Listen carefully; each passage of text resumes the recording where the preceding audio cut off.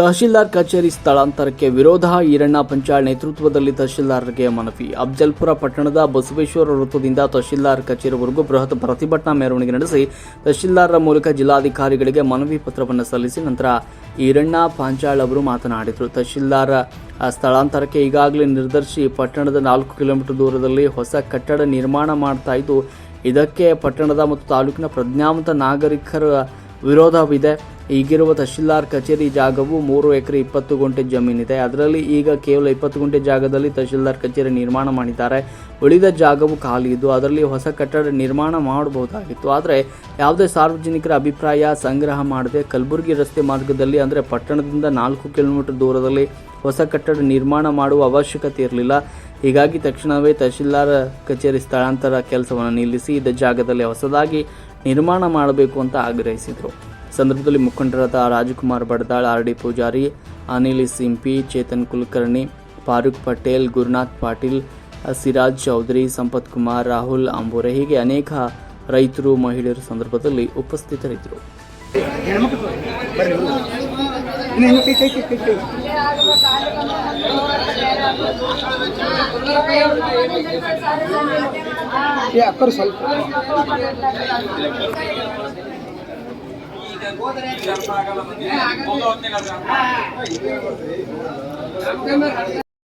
Tehsil office ಅದು ಇಲ್ಲೇ ಮುಂದುವರಿಬೇಕಂತ ಹೇಳಿ ನಾವು ಸಣ್ಣ ಪ್ರಮಾಣದಲ್ಲಿ ಮನವಿಯನ್ನು ಸಲ್ಲಿಸಲಾಗಿದೆ. ಜಿಲ್ಲಾಧಿಕಾರಿ ಮನವಿಯನ್ನು ಕೊಡ್ತಾ ಇದ್ದೇವೆ.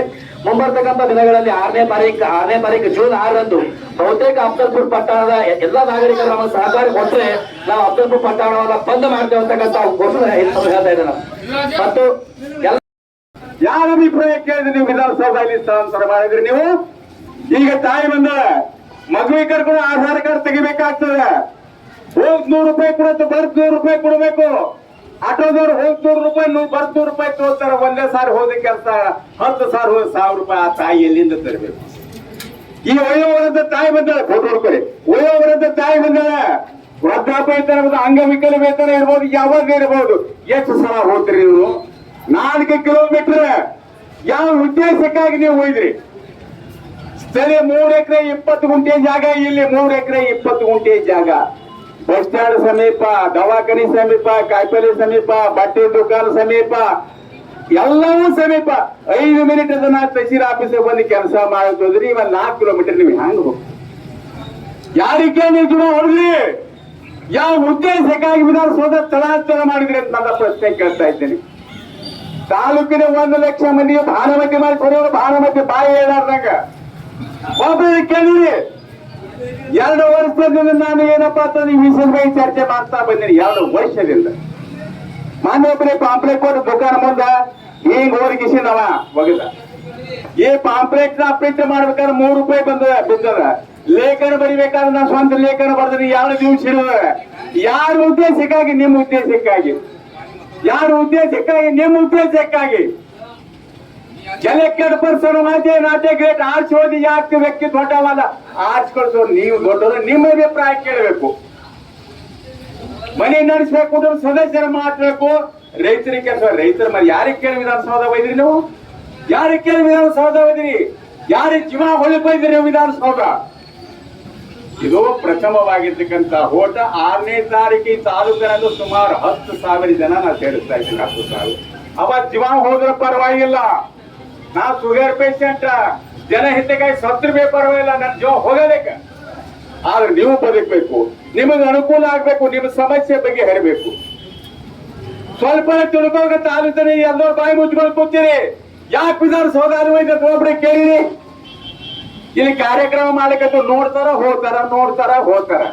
ನಿಮಗೂ ಶಾಂತಿ ಅದ, ನನಗೂ ಶಾಂತಿ. ಜೀವನ ಅಂತ ಕತ್ತಿದೆ ಒಂದ್ ಶಾಂತಿ. ನಾನು ಮನೆ ಪುರಸಭೆ ಆಫೀಸು ತನ್ನ ಸ್ವಂತ ಜಾಗದಲ್ಲಿಲ್ಲ, ಸ್ಥಳಾಂತರ ಮಾಡ್ತೀರಾ?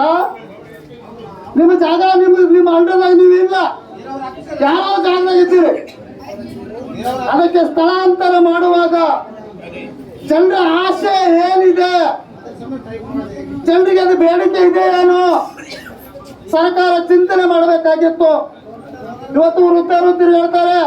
ಒಂದು ಕಾಲೇಜ್ ಹುಡುಗಿಗೆ, ಒಂದು ನನ್ನ ಮಗನಿಗೆ ಅಫಜಲ್ಪುರ ಕಾಲೇಜ್ ಕಳಿಸ್ಕೊಡ್ಬೇಕಾದ್ರೆ ಅವನಿಗೆ ಒಂದು ಕಾಯಿಪಲ್ಯ ತಗೊಂಬಾರೋ, ಒಂದು ಜೆರಾಕ್ಸ್ ಮಾಡ್ಕೊಂಬಾರು, ಆಧಾರ್ ಕಾರ್ಡ್ ಲಿಂಕ್ ಮಾಡಬೇಕಾಗಿದೆ ತಂದ್ರೆ ನನ್ನ ಮಗ ಕಾಲೇಜ್ಗೂ ಬರಬೇಕು, ತಹಸೀಲ್ ಆಫೀಸ್ಗೆ ಹೋಗ್ಬೇಕು ಅಂತಂದ್ರೆ ಅವನಿಗೆ ಎಕ್ಸ್ಟ್ರಾ 100 ರೂಪಾಯಿ ಚಾರ್ಜ್ ಕೊಡ್ಬೇಕಾಗ್ತದೆ. ನಾವು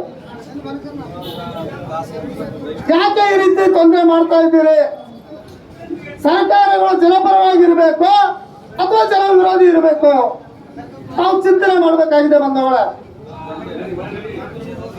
ಸರ್ಕಾರ ಒಂದು ಅಫಜಲಪುರ ಪಟ್ಟಣದಲ್ಲಿ ಒಂದು ಕಾಲೇಜ್ ಕಟ್ಟಬೇಕಾದ್ರೆ ಜನಸಹಿ ಸಂಗ್ರಹ ಮಾಡ್ತೀರಾ? ಹಾಸ್ಪಿಟಲ್ ಕಟ್ಟಬೇಕಾದ್ರೆ ಜನಸಂಗ್ರಹ ಸಹಿ ಮಾಡ್ತೀರಾ? ಒಂದು ವ್ಯಾಪಾರ ಇಲಾಖೆ ಕಟ್ಟಬೇಕಾದ್ರೆ ಸಹಿ ಸಂಗ್ರಹ ಮಾಡ್ತೀರಾ? ಅದಕ್ಕೆ ನಾವುಗಳು ಮುಂದಿನ ದಿನಗಳಲ್ಲಿ ಇದು ಮೊದಲನೇದು, ಇದು ಮೊದಲನೇ ಹೋರಾಟ. ಮೊದಲಕ್ಕೆ ತಾವು ಎಚ್ಚೆತ್ತುಕೊಂಡು ರೈತ ಪರ ಕೆಲಸ ಮಾಡಬೇಕು ಅಂತೇಳಿ ಮುಂದಿನ ದಿನಗಳಲ್ಲಿ ನಮ್ಮ ಮನೆಗೆ ಸ್ಪಂದಿಸೇ ಹೋದ್ರೆ 6ನೇ ತಾರೀಕಿಗೆ ಅಫಜಲ್ಪುರ ಪಟ್ಟಣವನ್ನ ಬಂದ್ ಮಾಡಿ ನ್ಯಾಷನಲ್ ಹೈವೇಗಳು ಕೂಡ ಬಂದ್ ಮಾಡಿ ಉಗ್ರವಾದ ಹೋರಾಟ ರೂಪಿಸ್ತೇವೆ. ತಾವೆಲ್ಲರೂ ತಾಲೂಕಿನ ಜನತೆ ಬಂದು ಈ ಪ್ರತಿಭಟನೆ ಯಶಸ್ವಿ ಮಾಡಿಸಿಕೊಟ್ಟಿದ್ದಕ್ಕಾಗಿ ಎಲ್ಲರ ಪರವಾಗಿ ಅಭಿನಂದನೆ ಸಲ್ಲಿಸ್ತೇನೆ. ಬಂದವರು ಧನ್ಯವಾದಗಳು. ದೊಡ್ಡ ದುರಂತ ಕೇಳಲಾರ್ದೆ 1 ಲಕ್ಷ ಜನರು ಇವತ್ತಿನ ದಿವಸ ಪರಿತಪಿಸುವಂತ ಕಾಲ ಈಗ ನಮಗೆ ಒದಗಿ ಬಂದದ. ಸಾಮಾನ್ಯ ಜನರಲ್ಲಿ ಜಾಗೃತಿ ಬರಬೇಕು, ಅರಿವು ಬರಬೇಕು, ನಿಮ್ಮಲ್ಲಿ ಜ್ಞಾನ ಬರಬೇಕು. ಇಲ್ಲಿಂದ ಸರಾಸರಿ 4 ಕಿಲೋಮೀಟರ್ ಅದ ವಿಧಾನಸೌಧ. ಭೀಮಾ ಬಲ್ಲಿ ಅಂಗವಿಕಲರು ಹೋಗ್ಲಿಕ್ಕೆ ಸಾಧ್ಯ ಅದ, ಬಡ ಮಕ್ಕಳು ಹೋಗ್ಲಿಕ್ಕೆ ಸಾಧ್ಯ ಅದ, ಹೆಣ್ಣು ಮಕ್ಕಳು ಹೋಗ್ಲಿಕ್ಕೆ ಸಾಧ್ಯ ಅದ, ವಯೋವೃದ್ಧರು ಹೋಗ್ಲಿಕ್ಕೆ ಸಾಧ್ಯ ಅದ, ರೇಷನ್ ಕಾರ್ಡ್ ತೆಗಲಿಕ್ಕೆ ಹೋದವ್ರು ಸಾಧ್ಯ, ಆಧಾರ್ ಕಾರ್ಡ್ ಹೋಗಿ ಸಾಧ್ಯ. 1 ಸಲ ಹೋದ್ರೆ 100 ರೂಪಾಯಿ, 10 ಸಲ ಹೋದ್ರೆ ಆಟೋದಲ್ಲಿ 100 ರೂಪಾಯಿ ಕೊಡ್ಬೇಕಾಗ್ತದ. ಇದೆಲ್ಲ ನಮ್ಮ ನಾಯಕರು ಬಂದ್ರೆ ಎಲ್ಲರೂ ಮಾತಾಡ್ತಾರ. ತಾವೆಲ್ಲ ಇದೆಲ್ಲ ಆಗಮಿಸಿದ್ರಿ. ತಮ್ಮೆಲ್ಲರಿಗೆ ಅಫಜಲ್ಪುರ ತಾಲೂಕಿನ ರೈತರ ಪರವಾಗಿ ಏನಪ್ಪಾ ಅಂತಂದ್ರೆ ಭವ್ಯವಾಗಿರ್ತಕ್ಕಂಥ ಸ್ವಾಗತ ಕೊಡ್ತಾ ಇದ್ದೀನಿ. ದಯಮಾಡಿ ನಿಮ್ ಕಾಲಿಗೆ ಕೊಡ್ತೀನಿ, ನಿಮಗೆ ಚಪ್ಪಲಿ ಪಾಲಿಸ್ ಮಾಡ್ತೇನೆ. ನನ್ನ ಸಹಕಾರ ಕೊಡ್ರಿ. ಇಲ್ಲಿಂದ 4 ಕಿಲೋಮೀಟರ್ ನೀವು ಹ್ಯಾಂಗ್ ಹೋಗ್ತೀನಿ, ನಾ ಹಿಂದೆ ಮಾತಾಡ್ತೀನಿ. ಎಲ್ಲರಿಗೆ ನಾವು ಸ್ವಾಗತ ಅದ. ಎಲ್ಲ ಹಳ್ಳಿ ಜನ ರೈತ ಬಾಂಧವರು ಬಂದಾರ, ಸಡಿಲ ಕ್ರಯ ಪತ್ರ ಬರಗಾರರು, ಬೆರಳಂತಗಾರರು ಎಲ್ಲರೂ ಕೂಡ ಇಲ್ಲಿ ಆಗಮಿಸಿರಿ. ನಮ್ಮ ಬೀರಣ್ಣ ಪೂಜಾರಿ ಅವರು, ಶಂಕರಣ್ಣವರು, ಎಲ್ಲ ಹಿರಿಯರು, ನಮ್ಮ ರಾಜು ಅವರು, ನಮ್ಮ ಹಸಿರು ಸೇನೆ ಅಧ್ಯಕ್ಷ ನಮ್ಮ ಚುಂಚುಳಿ ಪೂಜಾರಿ ಅವರು, ಎಲ್ಲ ಮಂದಿ ಬಂದದ. ಎಲ್ಲರೂ ನನ್ನ ಆತ್ಮೀಯವಾಗಿರ್ತಕ್ಕಂಥ ಸ್ವಾಗತ ಕೊಡ್ತೀನಿ. ಈ ಭವ್ಯವಾಗಿರ್ತಕ್ಕಂಥ ಹೋರಾಟದ 6ನೇ ತಾರೀಕಿಗೆ ಅಫಜಲ್ಪುರದಲ್ಲಿ ಇತಿಹಾಸ 10,000 ಜನ ಕಲ್ಸ್ಲಿಕ್ಕಂತೀನಿ. 10,000 ಜನ ಯಾರು ಹೋರಾಟ ಮಾಡಿರಬಾರ್ದು. ಇದು ನ್ಯಾಯಕ್ಕಾಗಿ ಹೋರಾಟ. ನಮ್ಮ ಸಭೆ ಹೋದ ನ್ಯಾಯಕ್ಕಾಗಿ ಹೋರಾಟ, ಬಡವರಿಗಾಗಿ ಹೋರಾಟ, ದೀನದಲಿತರ ಹೋರಾಟ, ರೈತರಿಗಾಗಿ ಹೋರಾಟ, ಅಂಗವಿಕಲರಿಗಾಗಿ ಹೋರಾಟ, ಕುಂಟಕೋರರಿಗೆ ಹೋರಾಟ.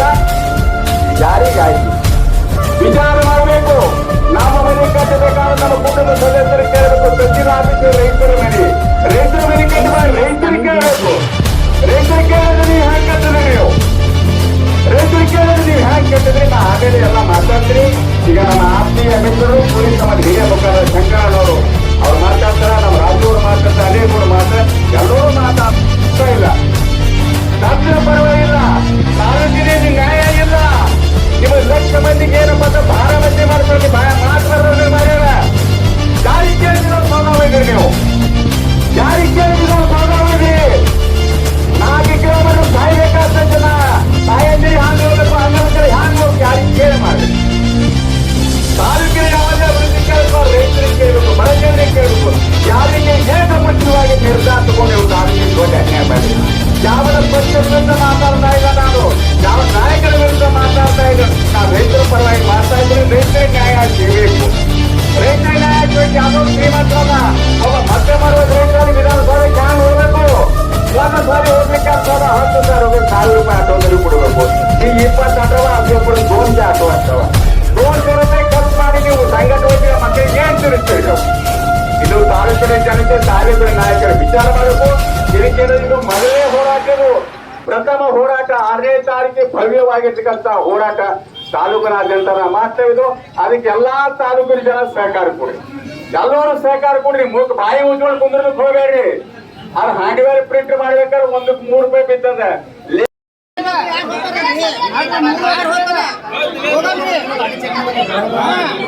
ಯಾರು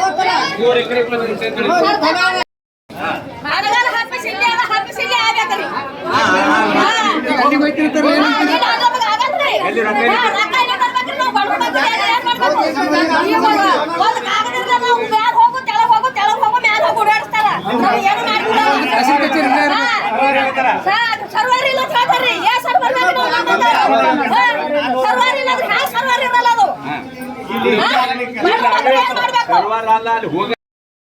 ನಮ್ಮ ಅನ್ಕೊಂಡ್ರಿ ಎಲ್ಲಿ ಏನು ನಮ್ಗೆ ಅನುಕೂಲ ಆಗಲ್ಲ ಇಲ್ಲಿ ಇರ್ಬೇಕು ನಾವು ಒಂದು ಇದು ಕೊಡ್ರಿ ನಮ್ಮ ಇಲ್ಲಿ ಕಿಂತ್ಕೊಂಡ್ ಹಾದ್ರೆ ನಮ್ ಭಾಳ ತ್ರಾಸ ಅದ ಇಲ್ಲಕ್ಕಂದ್ರ ನಾವು ಭಾಳ ಇದಕ್ಕೆ ಬರೇಬಾರ್ದಾತವ್ರು ನಾವು ಅಡವೆಗೆ ನೀವು ಅಲ್ಲೇ ಬಂದ್ರೆ